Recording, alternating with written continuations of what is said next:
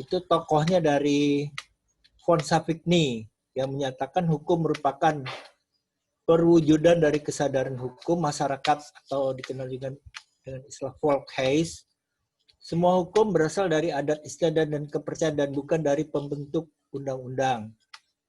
Keputusan badan legislatif dapat membahayakan masyarakat karena tidak selalu sesuai dengan kesadaran hukum masyarakat. Nah, jadi berbeda dengan yang kemarin di mana baik itu Austin maupun Kelsen menampilkan bahwa yang namanya undang-undang itu adalah lahir dari pembentuk undang-undang. Jadi kalau seperti yang sekarang lagi rame ini, misalnya mengenai undang-undang cipta lapangan kerja ya, itu dia merupakan undang-undang karena lahir dari pembuat undang-undang yaitu pemerintah dan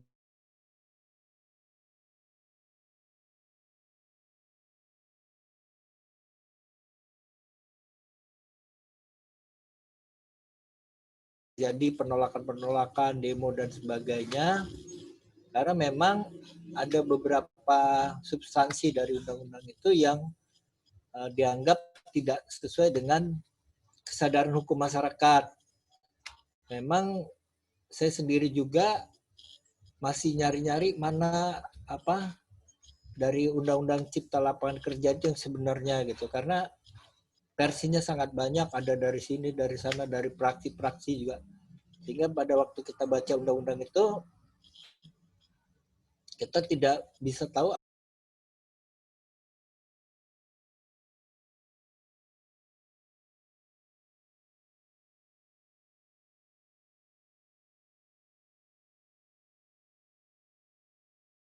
si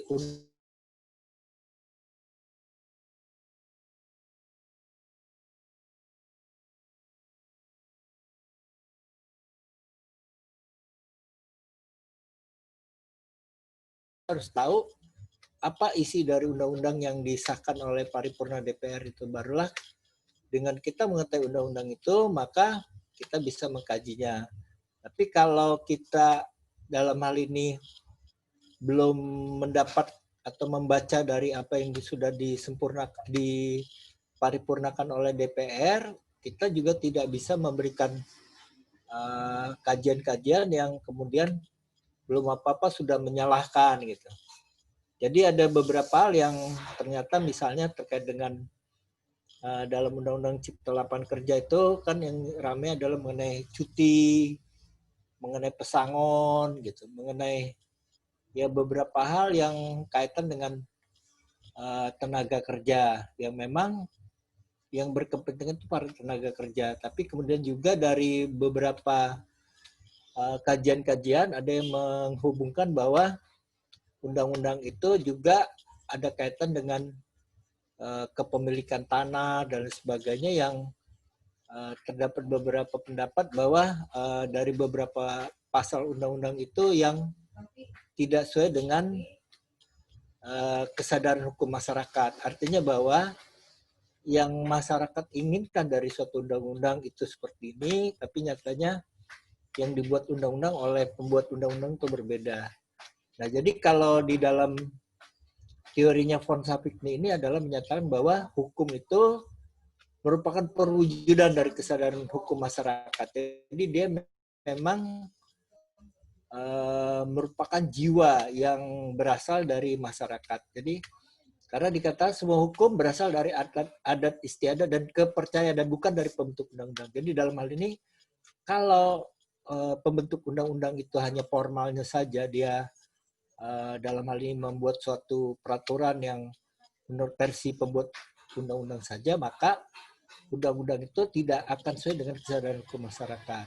Nah, makanya sebenarnya di dalam pembuatan undang-undang itu ada proses ya yang sangat panjang. Jadi kalau biasanya itu ada naskah akademiknya. Nah, naskah akademik itu berupa kajian-kajian dari para pakar di bidangnya mengenai cipta lapangan kerja itu, dan kemudian setelah dikaji dari beberapa ahli dari terkait dengan persoalan-persoalan yang ada, nah kemudian nanti ada sosialisasi terhadap RUU tersebut. Nah, dari RUU sosialisasi itu nanti ada masukan-masukan. Nah, masukan-masukan ini biasanya dari masyarakat, ya, di mana masyarakat akan memberikan masukan-masukan terkait dengan bagaimana nanti undang-undang itu akan dibuat sedemikian rupa sehingga sempurna.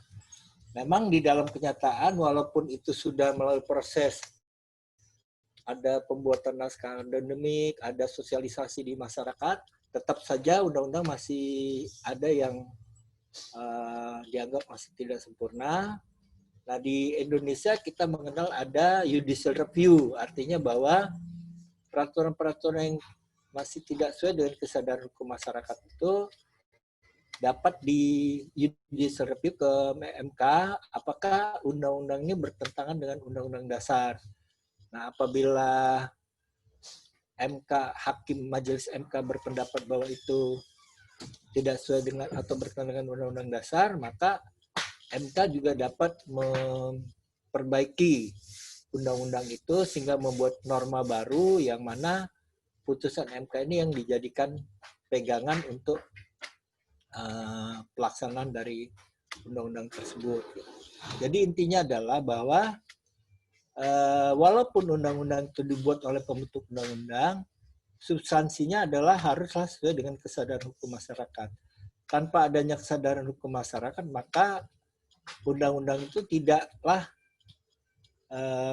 dapat menjadi suatu undang-undang. Bahkan undang-undang itu dia katakan oleh Syafiqni, dia akan menimbulkan atau membahayakan masyarakat karena tidak sesuai dengan kesadaran hukum masyarakat. Mungkin ini sebagai suatu pengantar dulu, karena dari beberapa pendapat nanti ada, selain Syafiqni ada main dan sebagainya, tapi intinya adalah mazhab sejarah dan kebudayaannya adalah menampilkan bahwa suatu undang-undang itu tidak hanya merupakan hasil dari pembentuk undang-undang semata, tapi substansinya dia haruslah berasal dari adat istiadat bahkan, dan kepercayaan, dan dalam hal ini dari jiwa yang ada di dalam masyarakat, yaitu kesadaran hukum masyarakat. Nah, mungkin sebelum kita melanjutkan, dan ini lagi menarik terkait dengan adanya Undang-Undang Cipta Lapangan Kerja, mungkin dari Bapak Ibu Saudara bisa memberikan kajian, ya, pendapat atau juga analisis atau juga berupa pertanyaan-pertanyaan terkait dengan mata kuliah ilmu hukum ini dan kaitan dengan kenyataan-kenyataan yang terjadi di dalam. Ya, silakan.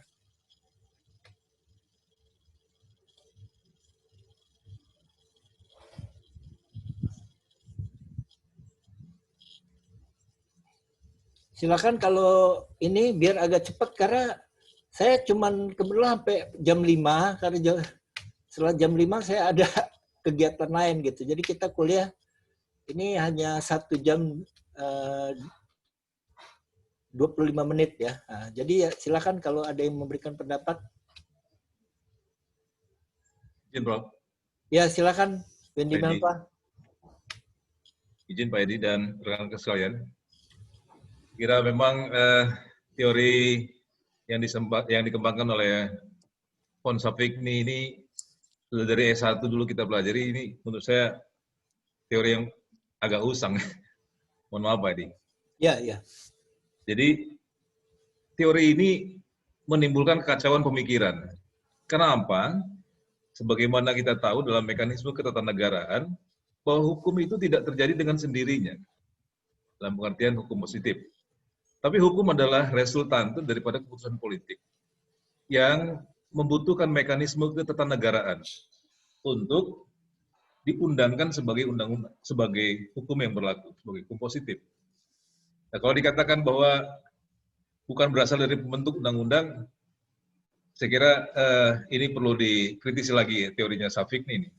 Bahwa betul substansinya adalah idealnya adalah menyerap daripada adat istiadat dan hal-hal yang berkembang di masyarakat. Tetapi mekanismenya adalah mekanisme pembentukan undang-undang itu harus melalui mekanisme ketatanegaraan.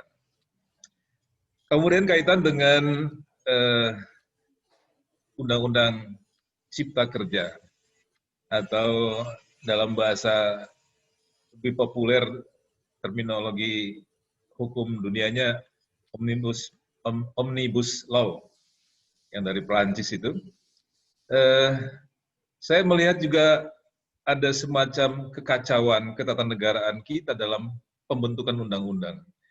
Jadi barangkali bukan pada substansi materi undang-undangnya, tetapi proses timbal balik komunikasi yang dibangun antara penyelenggara pembentuk undang-undang dengan masyarakat.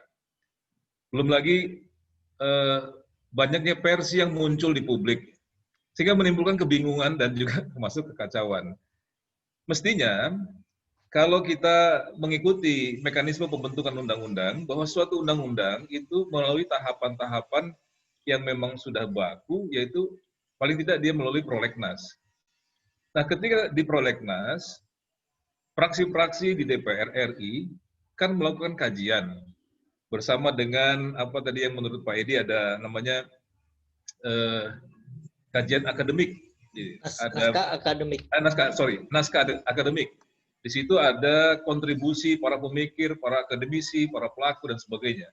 Dan itu kan bukan sebuah diskusi yang ringan. Tapi barangkali mungkin saya kadang-kadang mengikuti proses resesnya anggota DPR RI. Ketika mereka reses, itu justru tidak membawa agenda-agenda pembahasan, salah satunya pembahasan undang-undang yang sedang dibahas. Mereka punya dalih bahwa ini belum diputuskan oleh fraksi, masih dalam proses internal. Tapi mestinya bahwa tahapan diskusi dalam tanda kutip secara lebih luas, dalam rangka menyerap dan memberikan sosialisasi secara tidak langsung kepada masyarakat, itu dimulai pada saat pembahasan-pembahasannya. Sehingga kita bisa menyampaikan sekaligus menyerap apa sih sebetulnya yang diinginkan oleh publik. Jadi terjadinya apa yang fenomena kemarin baik secara nasional maupun di daerah, termasuk Lampung, unjuk rasa yang menimbulkan anarkis, kemudian terjadi pengerahan mahasiswa yang cukup besar pasca reformasi. Ini menurut saya bukan pada substansi undang-undangnya persoalannya, tapi adalah sebuah mekanisme ketatanegaraan yang tidak terbangun dengan baik. Demikian pendapat saya, Pak Edi. Terima kasih. Ya, terima kasih Wendy Melpa. Mungkin ada lagi yang lain, satu orang saja, coba. Silakan kalau ada yang punya pendapat. Izin, selamat sore, Pak Edi. Ya, silakan. Terima kasih. Saya mungkin ada sedikit pandangan juga terkait dengan mazhab sejarah dan kebudayaan sebagaimana tokohnya Von Savigny. Kalau kita lihat dari definisi atau apa yang dimaksud dengan hukum oleh Von Savigny ini mungkin yang dimaksud adalah hukum-hukum dasar yang kemudian dituangkan sebagai norma-norma tertulis. Artinya, semua hukum-hukum itu memang asal muasalnya itu ya berasal dari sebuah adat istiadat, kepercayaan, dan tentunya peradaban. Nah, kemudian kalau kita kaitkan dengan kekinian, ini menurut saya itu adalah juga adanya perubahan-perubahan kebutuhan, perubahan-perubahan budaya, perubahan-perubahan kebiasaan dalam masyarakat, sehingga tentunya dengan sistem yang ada, apa yang kemudian diangkat di prolegnas misalnya, itu juga pasti berangkat dari kebutuhan-kebutuhan tersebut. Jadi kalau menurut hemat saya, bahwa apa yang didefinisikan ini sebenarnya masih cukup relevan dengan situasi yang ada sekarang. Kalau kita kaitkan dengan misalnya masalah Undang-Undang Cipta Kerja, sebagaimana tadi Pak Edi juga sampaikan, ini mungkin ada dampak lain selain masalah miskomunikasi misalnya. Ini adalah ekses daripada keterbukaan informasi yang sangat bebas, sehingga semua pihak yang berkepentingan bisa melempar informasi yang belum tentu benar. Sementara di satu sisi, masyarakat hukum belum terbiasa dengan hal-hal semacam itu. Belum lagi dilihat dari misalnya perbedaan atau disparitas pendidikan. Sementara akses informasi itu berlaku sama bagi semua lapisan masyarakat. Sehingga terjadilah apa yang terjadi kemarin. Saya rasa itu, Pak Edi. Terima kasih. Ya, terima kasih. Menarik sekali pendapat dari Wendy Melpa dan Ketut Widiarto. Jadi dalam hal ini tadi sudah dapat terlihat ya bahwa memang ini teorinya von Sapigny ini adalah sebagai satu teori yang memang kita ya tidak bisa begitu saja menggunakannya. Tapi paling tidak bahwa dari teori ini bisa menjadi masukan dalam penyempurnaan hukum. Sebagaimana kita tahu memang kalau di Indonesia misalnya pembentuk undang-undang itu adalah pemerintah bersama dengan DPR. Tapi sebagaimana kita tahu juga bahwa ada judicial review melalui MK. Nah, judicial review melalui MK ini di mana hasil putusan MK ini juga menjadi norma yang digunakan di dalam masyarakat. Ya. Jadi banyak sekali juga perubahan-perubahan norma yang dibuat oleh MK. Jadi misalnya kita lihat kalau dalam hukum pidana itu ada mengenai pra-peradilan, di mana kalau dulunya hanya terbatas dengan adanya putusan MK, maka pra-peradilan menjadi lebih luas. Gitu. Kemudian di dalam hal yang lain juga banyak, misalnya terkait dengan adanya yang waktu itu diributin orang mengenai LGBT, maka melalui putusan MK terkait dengan LGBT itu walaupun belum sempurna, MK sudah memberikan suatu normanya. Begitu juga yang lain-lain terkait dengan di bidang lingkungan hidup, di bidang kepemilikan, perusahaan, banyak sekali putusan-putusan MK yang membuat kaidah-kaidah hukum baru yang mana kaidah hukumnya adalah dia menggunakan bagaimana hukum yang berlaku di dalam masyarakat. Nah, begitu juga kita lihat di dalam putusan-putusan Mahkamah Agung. Jadi Mahkamah Agung itu ada istilahnya politik hukumnya, politik hukum di dalam membuat putusan-putusan MA terkait dengan apakah itu perkara pidana, perdata, dan kemudian juga di dalam perkawinan dan lain sebagainya. Itu banyak sekali putusan-putusan Mahkamah Agung yang dijadikan pegangan juga di dalam penegakan hukum. Misalnya sebagai contoh terkait dengan beberapa masalah-masalah di dalam, kalau di dalam pidana itu dalam kejahatan-kejahatan kesusilaan. Nah itu kan seringkali kesulitan di dalam membuktikan perkara itu kalau saksinya harus 2 orang. Nah ternyata Mahkamah Agung dengan tindak pidana kesusilaan kalau saksinya 1 orang tapi didukung dengan alat bukti lain, dia dapat dalam hal ini sudah dapat menyatakan itu adanya kejahatan kesusilaan. Begitu juga dalam bidang perdata, dalam bidang perkawinan dan lain sebagainya, banyak putusan-putusan MA yang dijadikan sebagai landmark untuk politik hukum ke depannya, bagaimana suatu penegakan hukum baik itu di pemerintahan, di untuk pidana, perdata dan sebagainya itu berjalan dengan baik. Jadi artinya bahwa kalau saya melihat bahwa apa yang diteorikan oleh von Sapigny ini adalah merupakan suatu hal yang bagaimana hukum-hukum yang walaupun sudah dibuat oleh pembentuk undang-undang pada giliran akan menjadi baik. Nah, memang berbeda dengan di negara-negara Anglo-Saxon, ya.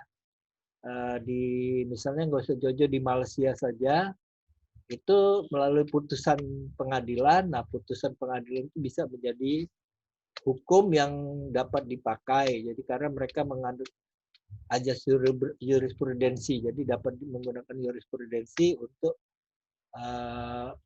masalah-masalah hukum yang berikutnya. Kalau Indonesia kan tidak, kita harus dibuat dulu undang-undangnya baru bisa diberlakukan. Jadi dalam hal ini melalui beberapa putusan pengadilan, walaupun kita tidak menganut suatu stare decisis, ya, menganut jurisprudensi itu sebagai hukum yang berlaku, tapi kita paling tidak itu stop jurispruden, artinya bahwa putusan-putusan Mahkamah Agung itu bisa digunakan di dalam penerapan hukum yang ada di dalam masyarakat. Selanjutnya, Sapikni mengatakan, betapa pentingnya untuk meneliti hubungan antara hukum dengan struktur masyarakat beserta sistem nilai-nilainya. Ia menekankan adanya aspek dinamis dari hukum yang didasarkan pada sejarah hukum tersebut. Jadi dalam hal ini bahwa untuk adanya suatu hukum, maka harus dikaji juga bagaimana hubungan antara struktur masyarakat beserta sistem nilai-nilainya dengan hukum tersebut. Artinya adalah jangan sampai bahwa suatu hukum yang ada itu ternyata tidak sesuai dengan sistem nilai-nilai yang ada di dalam masyarakat. Jadi sebagaimana yang terjadi sekarang, misalnya banyak kajian-kajian yang menampilkan bahwa Indonesia ini sebagai negara yang hampir 80% adalah penduduknya Muslim, gitu. Tapi ternyata banyak hukum-hukumnya yang masih bertentangan dengan hukum Islam, gitu. Itu yang seringkali kalau kebetulan di masa S2 Unila itu ada yang dulu banyak dari UIN, dan kemudian mereka banyak membuat tulisan-tulisan yang mana tulisan-tulisan itu menampilkan bahwa hukum-hukum yang berlaku di Indonesia sekarang itu banyak yang berkaitan dengan hukum Islam. Hal yang demikian memang wajar karena memang kita sebagian besar hukum kita itu kan berasal dari Belanda.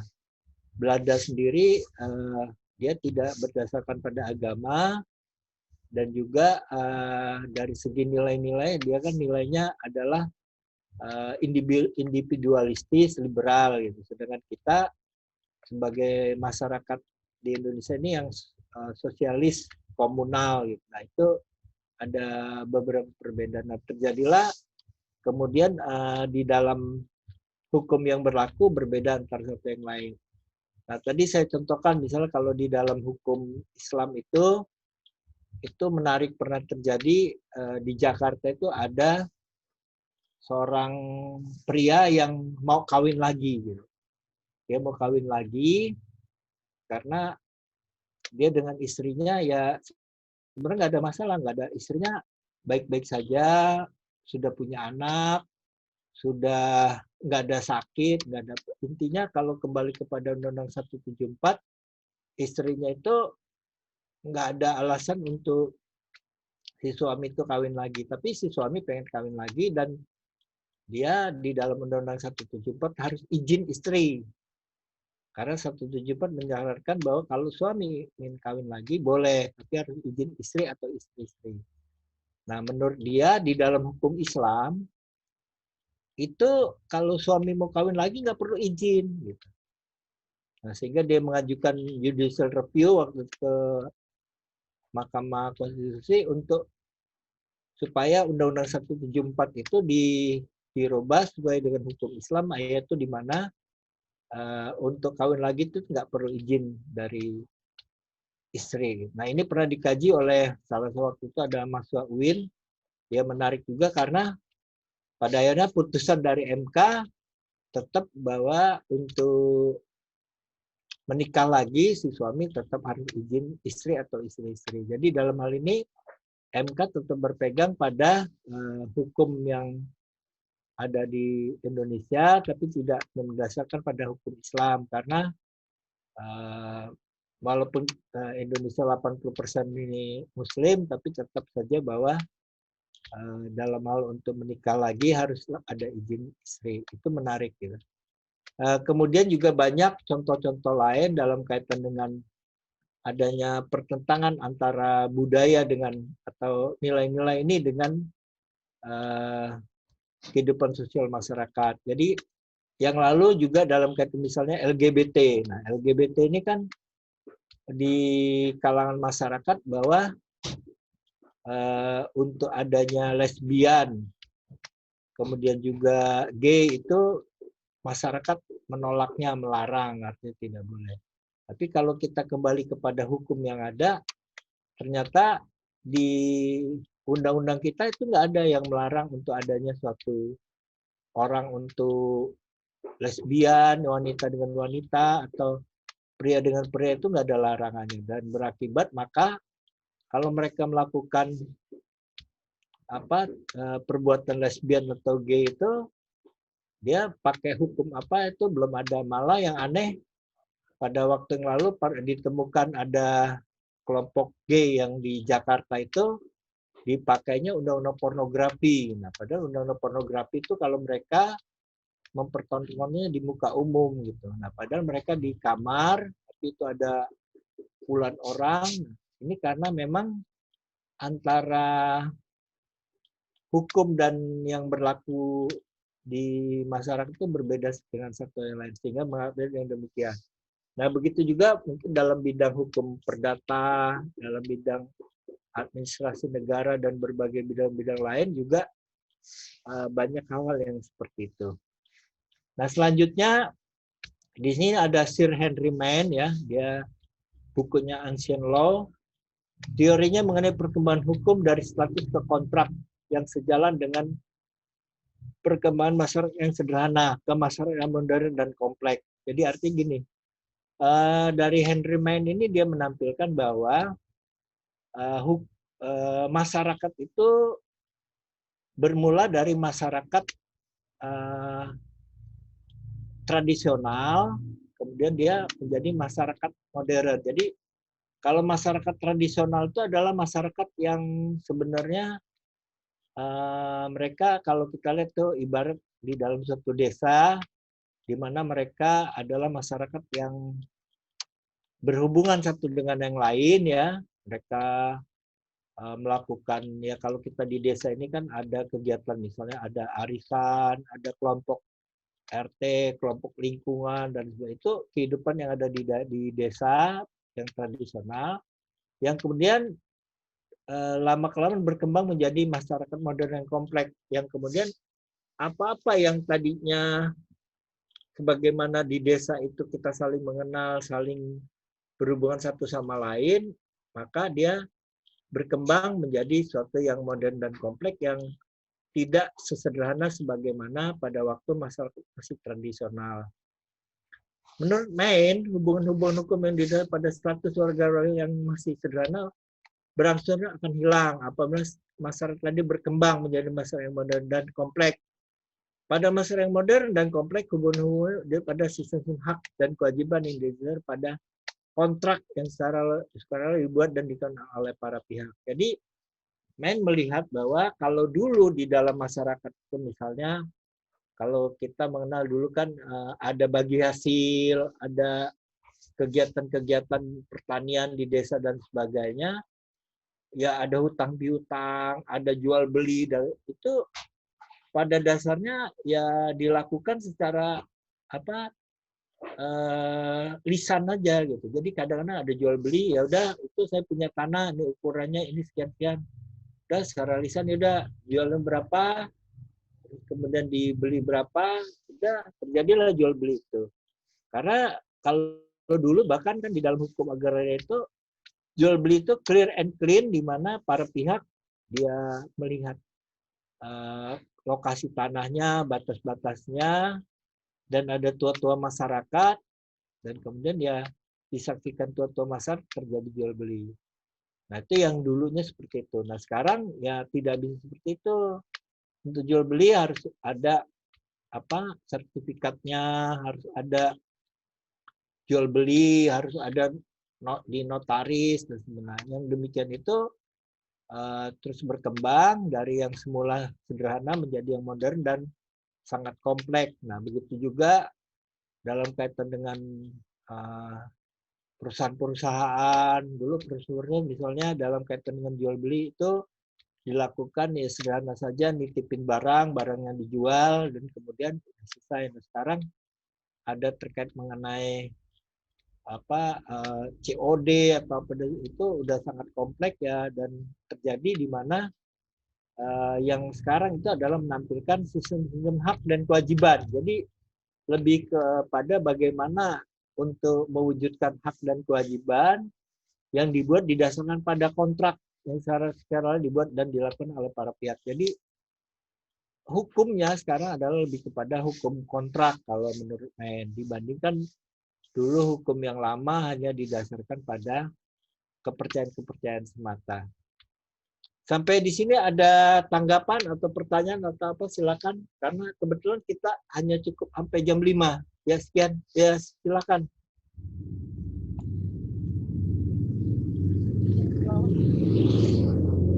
Ya silakan. Baik, Prof.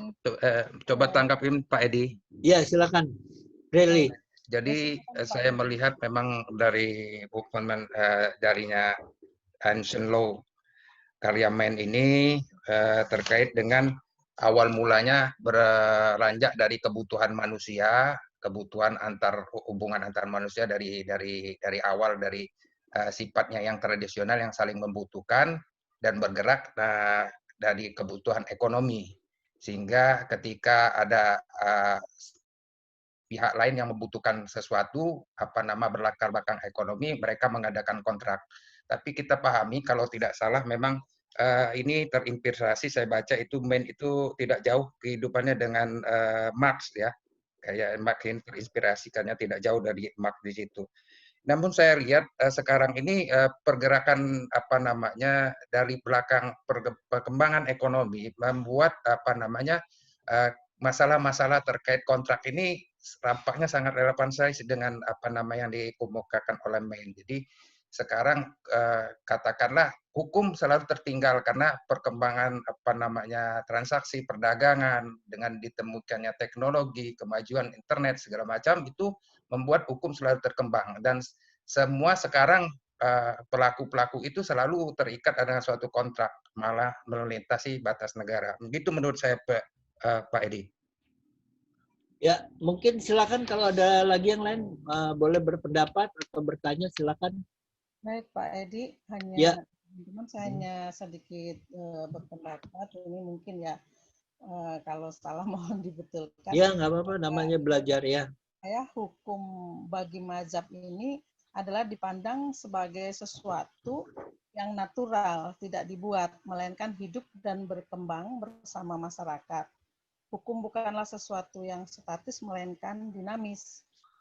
Ini menurut saya, karena ada senantiasa yang berubah seiring dengan perubahan dan tata nilai di masyarakat. Itu saja Pak Edi pendapat saya. Ya, masih ada lagi yang lain, silakan.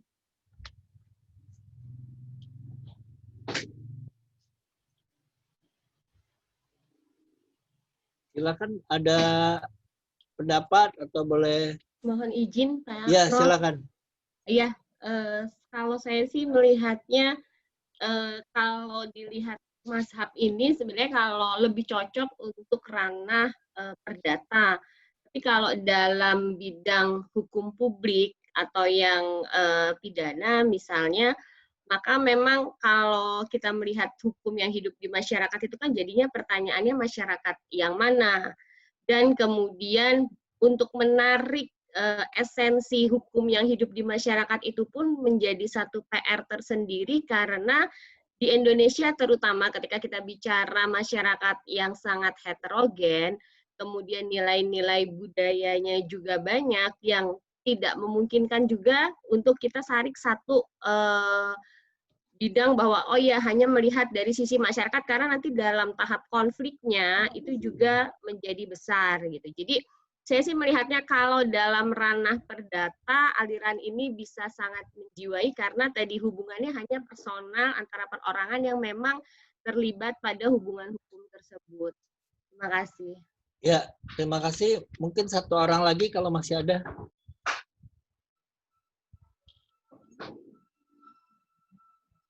Ya, kalau tidak ada, saya tanggapi dari beberapa tanggapan-tanggapan. Jadi memang bahwa kalau dari teorinya Sapikni maupun Main ini ya, lebih kepada bagaimana tadi disampaikan dalam hubungan-hubungan hukum keperdataan, gitu, atau yang lebih kepada personal. Tapi sebenarnya tidak demikian. Jadi juga di dalam hukum publik, termasuk juga di dalam hukum pidana, teori-teori mereka ini juga dijadikan dasar bahwa contohnya misalnya mengenai anomi. Anomi itu ketiadaan norma. Jadi dulu ada penelitiannya di Prancis di mana banyak orang yang bunuh diri. Nah, kenapa orang melakukan bunuh diri gitu? Dan banyak juga orang melakukan kejahatan, itu ada teori anomi, yaitu teori ketiadaan norma yang berasal dari main ini, yaitu di mana pada waktu masyarakat itu masih masyarakat tradisional di desa, itu kan mereka masyarakat yang berhubungan satu dengan lainnya. Jadi kalau kita misalnya seringkali dalam waktu kemarin tuh menampilkan bahwa bagaimana kita supaya masyarakat adat itu bisa menyelesaikan masalah-masalah, ada dengan pengadilan adat, nah itu bisa dilakukan kalau memang ya kalau masyarakatnya itu lokal gitu, dan dia adatnya yang menggunakan adat yang sama, misalnya masyarakat Lampung Menggala gitu di Menggala gitu. Tapi kalau begitu orang Menggala itu ada di Tanjung Karang atau apalagi ada di Jakarta, maka dia akan berhadapan dengan adat-adat lain, baik dari yang pesisir, dari mana dan sebagainya. Nah, apakah masyarakat yang lain itu mau menggunakan adat-adat Menggala saja? Kan enggak. Jadi dia menginginkan juga adat-adatnya. Jadi di dalam hal ini maka adat-adat itu akan berbeda satu dengan lainnya. Nah, pada masyarakat yang masih kecil, itu hubungannya sederhana. Jadi masih, ya kalau kita di kampung, kalau misalnya di tempat saya ini kan seringkali kita kumpul di RT atau lingkungan, ada malam Jumat, ada pengajian, ada yasinan, ada sedekahan, ada apa ngobrol dan sebagainya. Nah, kita juga tahu mengenai keadaan, oh ya tetangga kita tuh ada yang mengalami kesusahan, kita perlu bantu atau apa. Tapi begitu dia masyarakatnya kompleks, menjadi misalnya di apartemen, di Jakarta seperti itu, di mana ya tetangga sebelah kita juga nggak tahu siapa gitu kan. Nah, pada waktu mereka kemudian terjadi ada penyimpangan sosial, itu kita nggak tahu. Nah, sehingga terjadilah di mana adanya, ya kalau di dalam penelitian itu anomi itu ketiadaan norma, karena tiada norma yang dipegang oleh masyarakat itu, dan pada akhirnya dengan ketiadaan norma itu mereka melakukan, yaitu tadi ada yang bunuh diri, melakukan pelanggaran hukum dan lain sebagainya, dan itu terjadi karena masyarakat yang kompleks gitu. Jadi artinya bahwa teori main ini juga berlaku untuk tidak hanya di privat, tapi juga di hukum publik, di mana bisa membuktikan bahwa dengan kompleksitas yang ada di dalam masyarakat, maka kemudian masyarakat itu menjadi masyarakat yang ya tidak menerapkan hukum, tidak patuh pada hukum, gitu, tidak mentaati hukum itu ya karena dia masyarakat itu tidak punya norma, gitu, dia tidak tahu mana yang baik mana yang buruk, dan pada akhirnya ketiadaan norma itu yang mengakibatkan mereka melakukan pelanggaran hukum. Mungkin masih ada pendapat ataupun pertanyaan atau apa, satu sesi lagi nih dibuka sebelum kita menutup pertemuan pada sore hari ini. Silakan.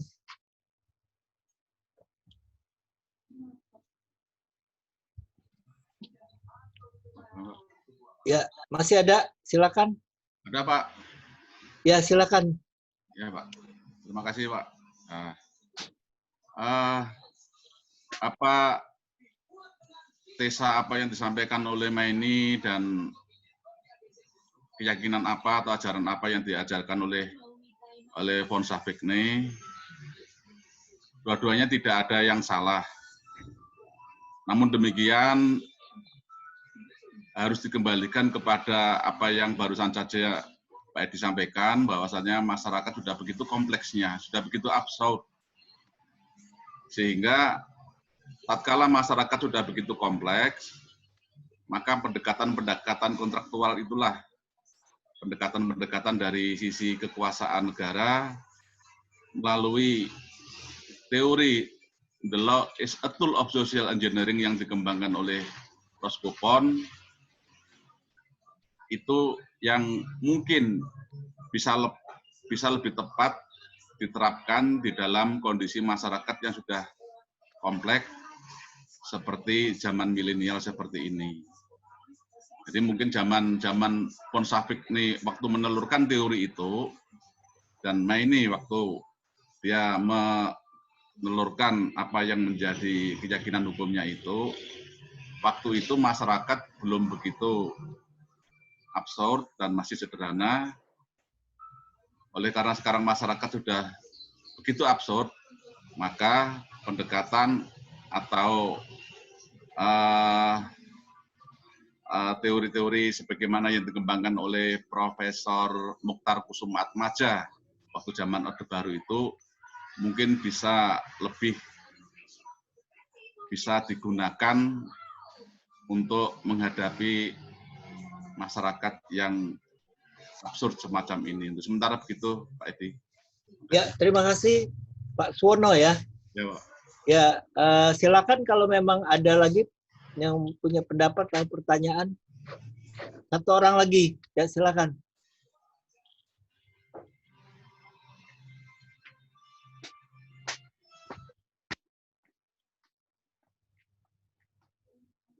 Ya, kalau memang tidak ada, saya kira untuk pertemuan kita pada sore hari ini dicukupkan sekian.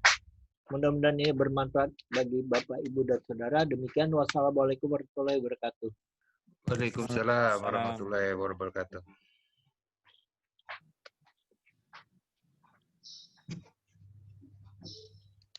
Mohon izin teman-teman mengingatkan, termasuk Pak Edi juga. Ya, gimana? Tanggal 13 hari Selasa undangan saya jangan lupa. Belum nyampe undangan. Udah buku? Saya kirim ke WA. Pak Oh, Edi. ada di WA ya. Ya udah. Ya, saya kirim ke WA. Tanggal Ya, 13 ya. Ya, mengikuti teori mainnya bahwa kan perkembangan dunia udah semakin gitu. Jadi undangan paperless. Oh gitu ya, ya. Ya, terima kasih. Mudah-mudahan nanti kalau nggak ada kegiatan hadir. Ya, teman-teman juga sekalian ya. Ya, terima kasih undangannya. Terima kasih Pak Edi. Ya, Terima kasih, Pak Edi. sama-sama. Yuk. Teman-teman. Di